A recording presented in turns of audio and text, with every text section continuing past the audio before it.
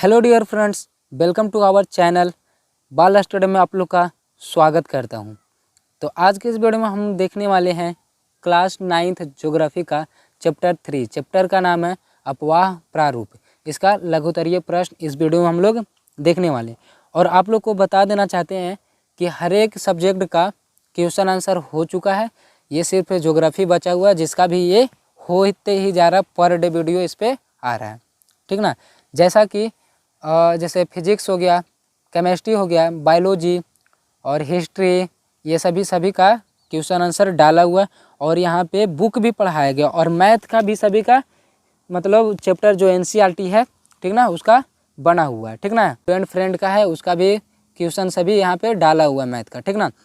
तो आप लोग से आशा करते हैं कि आप लोग सर्च करके ज़रूर देखेंगे। जो आपको ज़रूरत रहेगा, जो आपको पढ़ना रहेगा, वो आप लोग सर्च करके बगल में लिखिएगा बाल स्टडी। जैसे जो पढ़ना है आपको वो वाला लिख दीजिए।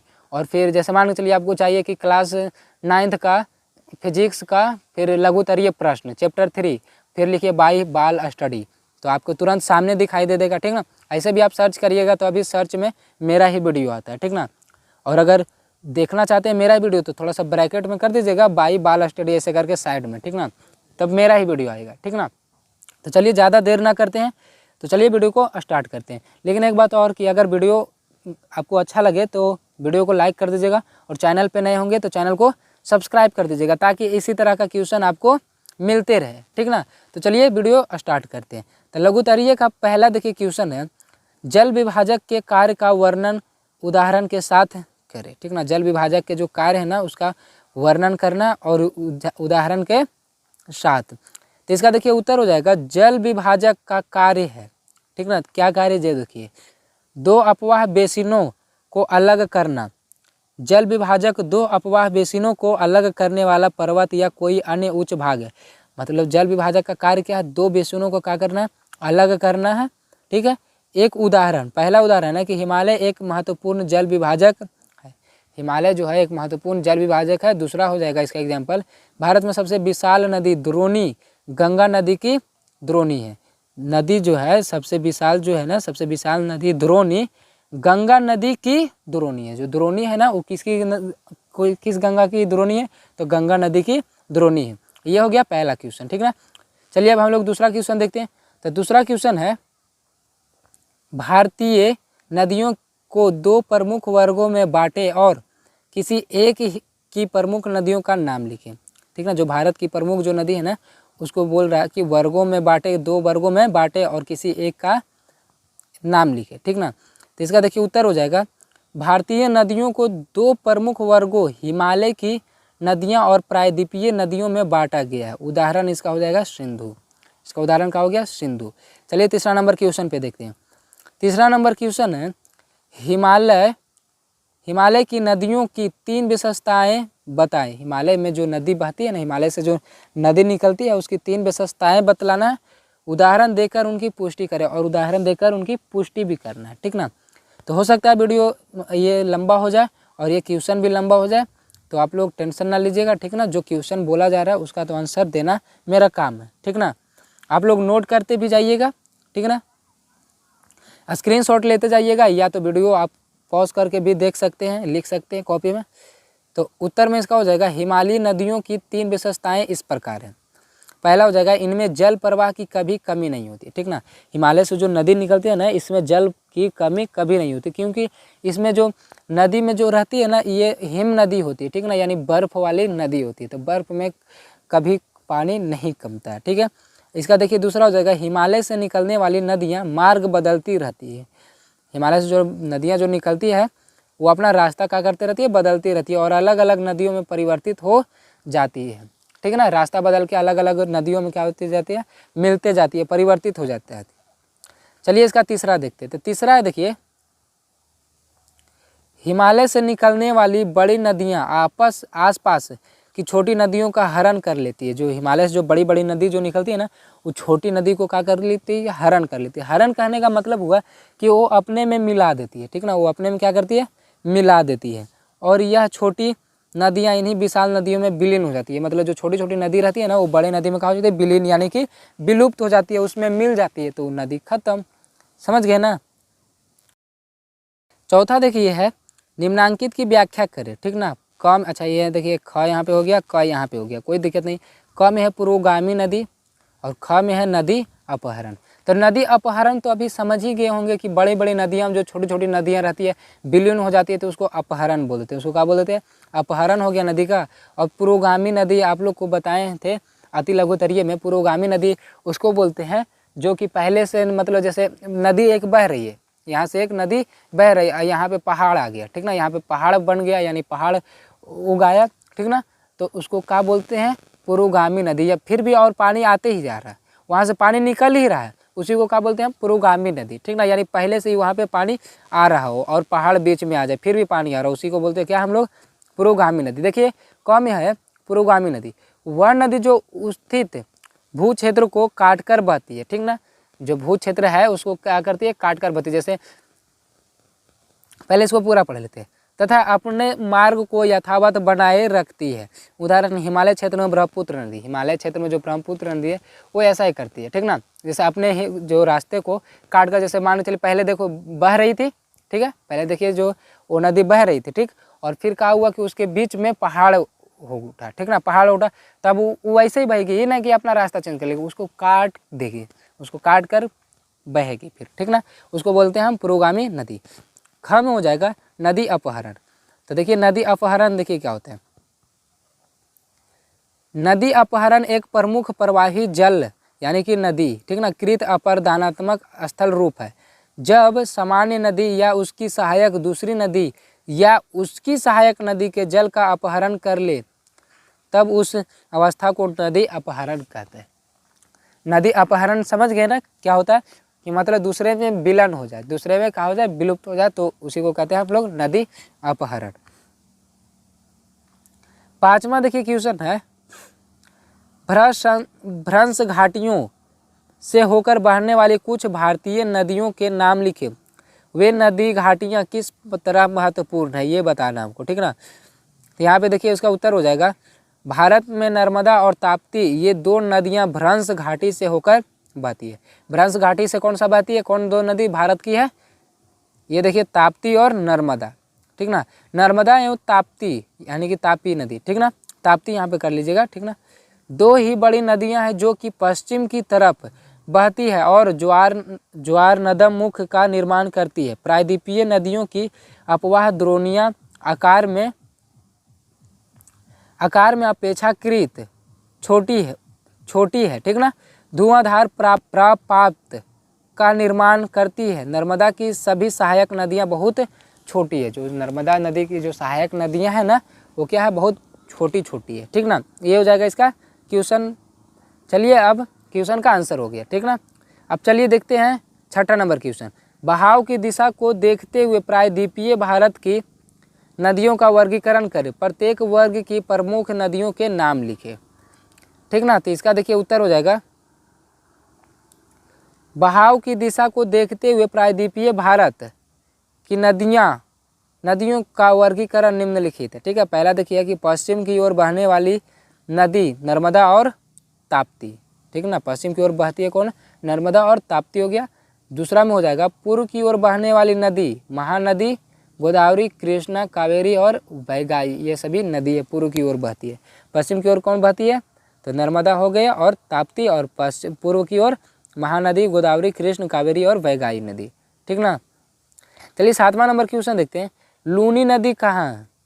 लूनी नदी कहाँ है और यह किस प्रकार की नदी है, ठीक ना। तो इसका उत्तर हो जाएगा, लूनी नदी एक उद्गम अरावली श्रेणी में अजमेर के नाग पहाड़ से होता है। अजमेर के कौन सा पहाड़ से? नाग पहाड़ से होता है। तत्पश्चात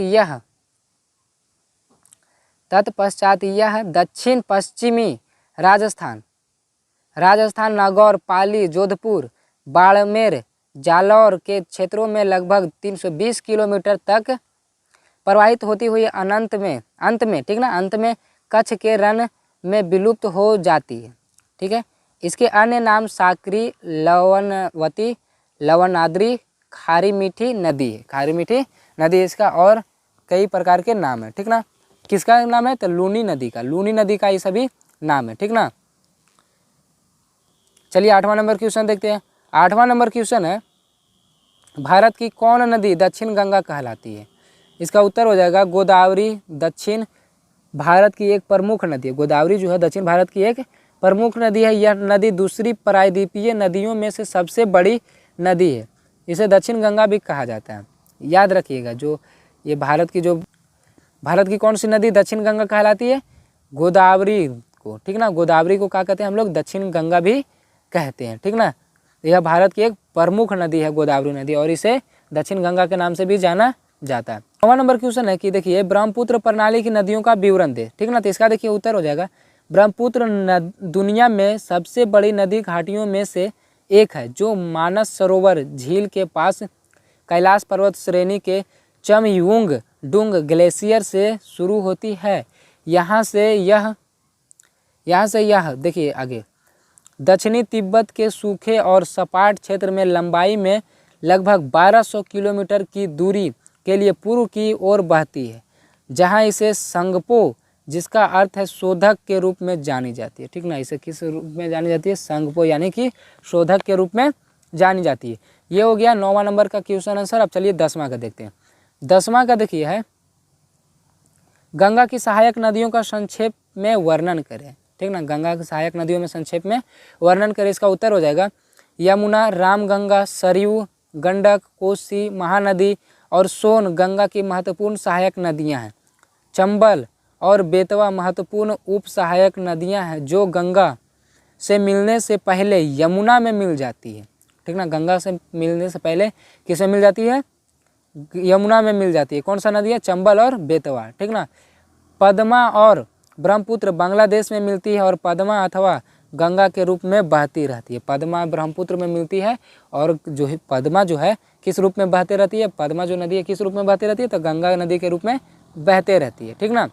चलिए 11 नंबर क्वेश्चन देखते हैं। सिंधु प्रणाली की नदियों पर प्रकाश डालें, ठीक ना। तो इसका उत्तर हो जाएगा सिंधु प्रणाली की नदियों, जिनमें सतलज, ब्यास, रावी, चेनाब और झेलम प्रमुख है। ये दक्षिणी पश्चिम की ओर बहती है और सिंधु से मिलकर अरब सागर में गिर जाती है। अरब सागर में क्या करती है? गिर जाती है। सिंधु का उद्गम हिमालय के पार मानसरोवर झील है। पश्चिम की ओर बहती हुई यह नदी गिलगिट के निकट दक्षिण की ओर मुड़ जाती है। आज यह पाकिस्तान की सर्वप्रमुख नदी है। सर्वप्रमुख नदी कौन है? सिंधु। सर्वप्रमुख नदी कौन है? सिंधु, ठीक है। ये हो गया क्वेश्चन नंबर 11 का क्वेश्चन आंसर, ठीक ना। 12वां नंबर क्वेश्चन देखिए कि दक्षिण भारत के मुख्य जल विभाजकों का उल्लेख करें, ठीक ना। इसका देखिए उत्तर हो जाएगा कि दक्षिण भारत में पश्चिमी घाट प्रमुख जल विभाजक है। विंध्य की उच्च भूमि भी महत्वपूर्ण जल विभाजक का काम करती है। ये हो जाएगा इसका उत्तर, ठीक ना। चलिए 13 नंबर क्वेश्चन पे देखते हैं। 13 नंबर क्वेश्चन है कि भारतीय अर्थतंत्र में नदियों का क्या योगदान है? भारतीय अर्थतंत्र में नदियों का क्या योगदान है, ये हमको देखना, ठीक ना। तो इसका उत्तर में देखिए हो जाएगा क में, ये सिंचाई के महत्वपूर्ण साधन है। भारत की आधी नदियों से निकली नहरों द्वारा सिंचाई की जाती है, ठीक ना। यहाँ सींची जाती है, ठीक ना, सींची जाती है। इसका देखिए ख में हो जाएगा ये बाढ़ के समय नई मिट्टी बिछाकर मैदानी भाग में उर्वरा शक्ति बढ़ाती है, जिसके कारण फसलें अच्छी होती है। जिसके कारण जो फसलें होती है किस तरह होती है? अच्छी हो जाती है, ठीक है। तो ये इसका हो जाएगा ख। ग देखते हैं हम लोग। ये यातायात के साधन रही है, ठीक ना। यातायात मतलब समझ रहे हैं ना, गाड़ी घोड़ा, यानी एक जगह से दूसरे जगह लेकर जाती है, जल लेकर जाती है ना हमको, जल में जहाज वगैरह ये सब चलता है। प्राचीन संवत और मध्य युग में नदियों से ही अधिक व्यापार होता था। आज भी ब्रह्मपुत्र, गंगा और यमुना दूर दूर तक स्टीमर चलते हैं। इस समय कहाँ चलते हैं? स्टीमर चलते हैं, यानी जहाज चलते हैं दूर दूर में। चलिए इसका घ देखिए, ये जल विद्युत उत्पन्न कर रही है और जल शक्ति के संभावित भंडार है। जल शक्ति का क्या? संभावित भंडार है। इसका ड़ देखिए, नदियों में मछलियाँ पकड़ी जाती है। मत्स्योद्यम बहुतों की आजीविका है, ठीक ना। बहुतों की आजीविका है। यहाँ पे देखिए डबल आजीविका लिखा गया, थोड़ा सा गलती हो गया यहाँ पे, ठीक ना। एक ही आजीविका हो जाएगा, ठीक ना। जैसे नदियों में जो होता है मछली पाले जाता है। अब वो देखिए कितना का स्रोत है, नहीं कितना का पैसा का स्रोत है। जैसे कोई जो रहता है उसी से मछली पकड़ के अपना घर ये सभी चलाता है, यानी है कि नहीं। अच्छा, तो पानी से हम लोग, यानी कि जल से हम लोग क्या क्या कर ले रहे हैं? बिजली भी उत्पन्न कर ले रहे हैं, खेत को सिंचाई भी कर ले रहे हैं। एक जगह से दूसरे जगह जाने में आसानी भी हो जाता है। ठीक है, तो ये सभी हो जाता है क्या, जल से हम लोग को बेनिफिट होता है। ठीक है, 14 नंबर क्वेश्चन देखिए, भारत की प्रमुख झीलों का विवरण दे, उनमें कौन खारे जल की झीलें हैं। ठीक ना, उनमें कौन खारे जल की झीलें, इसका उत्तर हो जाएगा देखिए, भारत के प्रमुख झीलें निम्न हैं, डल, बूलर, नैनीताल, भीमताल, सांभर, कांवर, सरैया, मान, लक्ष्मी सागर आदि, ये सभी क्या है, झील है। ठीक ना, सांभर झील खारे पानी की झील है, सांभर झील का हो जाएगा खारे पानी की झील है। ये समझ गए ना, भारत की प्रमुख झीलों का विवरण दे, तो प्रमुख झीलें कौन कौन है ये बता दिए, और कौन खारा पानी है, खारे जल की झीलें हैं, तो हो जाएगा सांभर झील। ठीक ना, तो याद रखिएगा, क्वेश्चन ऑब्जेक्टिव में भी बनता है कि भारत में ऐसा कौन सा झील है जो खारे हैं, खारा है। ठीक ना, खारे पानी उसमें है, तो हो जाएगा सांभर झील। 15 नंबर क्वेश्चन देखिए, इन पर टिप्पणियाँ लिखें, इन पर टिप्पणियाँ लिखें, नदी द्रोणी। ठीक ना, नदी द्रोणी पे लिखना पहले, फिर लिखना जल विभाजक, फिर क्रेटर झील पर, और फिर नैनीताल पे, फिर भारत की सबसे बड़ी नदी द्रोणी पे। ठीक ना, तो ये सभी पे लिखना था, सब पे देखते हैं क्या करके। उत्तर में हो जाएगा नदी द्रोणी के बारे में पहले देखते हैं। तो कोई नदी अपनी सहायक नदियों समेत जिस क्षेत्र का जल लेकर आगे बढ़ती है वह उस प्रवाह क्षेत्र कहलाता है, उस प्रवाह क्षेत्र कहलाता है जिसे नदी द्रोणी कहते हैं। ठीक है, नदी द्रोणी समझ गए किसको बोलते हैं, मतलब वो खुद तो बढ़ ही रही है, जो नदी है वो खुद बढ़ रही है, अगल बगल में जो है उसको भी साथ लेकर बढ़ती है, उसको बोलते हैं हम लोग नदी द्रोणी। ठीक ना, अब चलिए देखिए दूसरा में देखते हैं जल विभाजक। ठीक ना, तो दो नदी द्रोणियों को अलग करने वाली, विभाजित करने वाली उच्च भूमि को जल विभाजक कहते हैं। उच्च भूमि को क्या कहते हैं हम लोग, जल विभाजक कहते हैं। जल विभाजक भी समझ गए। क्रेटर झील देखिए क्या होता है, तो पुराने ज्वालामुखी के मुंह पर बने झील को क्रेटर झील कहा जाता है, जैसे महाराष्ट्र का लोनार झील, जो पुराने जो ज्वालामुखी के मुंह पर जो बनते हैं ना झील, ठीक ना, उसी को क्या कहते हैं हम लोग, क्रेटर झील, क्रेटर झील। ठीक है, जैसे कि बोला गया है महाराष्ट्र का लोनार झील, महाराष्ट्र में एक झील है जिसका नाम है लोनार, वो है क्रेटर झील। ठीक है, अब है नैनीताल, तो यह सिंधु ब्रह्मपुत्र का पहला डेल्टा क्षेत्र था, आजकल नैनीताल शहर बसा है। नैनीताल एक शहर का नाम सुने हैं ना। देखिए अगला है, देखिए भारत की सबसे बड़ी नदी द्रोणी, तो गंगा भारत की सबसे बड़ी नदी द्रोणी, हम लोग तो पहले ही देख चुके हैं, इसी वीडियो में पहले ही देख चुके हैं ना। अब देखिए 16 नंबर क्वेश्चन है कि नमामि गंगे योजना क्या है, नमामि गंगे योजना क्या है ये हमको देखना। तो इसका देखिए उत्तर हो जाएगा, भारत सरकार ने 2014 में नमामि गंगे परियोजना की शुरुआत की एवं भारत सरकार ने गंगा के प्रदूषण नियंत्रण के निर्मित गंगा जीर्णोद्धार मंत्रालय का गठन किया। साथ ही 2014-15 के बजट में नमामि गंगे योजना के तहत गंगा की सफाई तथा अन्य कार्यों के लिए 2037 करोड़ रुपये का आवंटन किया, यानी कि उतना खर्चा किया इसको सफा करने के लिए। ठीक ना, तो यही था क्या, नमामि गंगे योजना। नमामि, चलिए ये 16 नंबर क्वेश्चन था, पूरा हो गया। तो आशा करते हैं आपको वीडियो अच्छा लगा होगा। वीडियो अच्छा लगा होगा तो वीडियो को लाइक कर दीजिएगा, चैनल पर नए होंगे तो सब्सक्राइब कर दीजिएगा, और साथ ही साथ वीडियो के नीचे कमेंट बॉक्स में एक कमेंट कर दीजिएगा। तो मिलते हैं अगले वीडियो में, तब तक के लिए जय हिंद, जय भारत।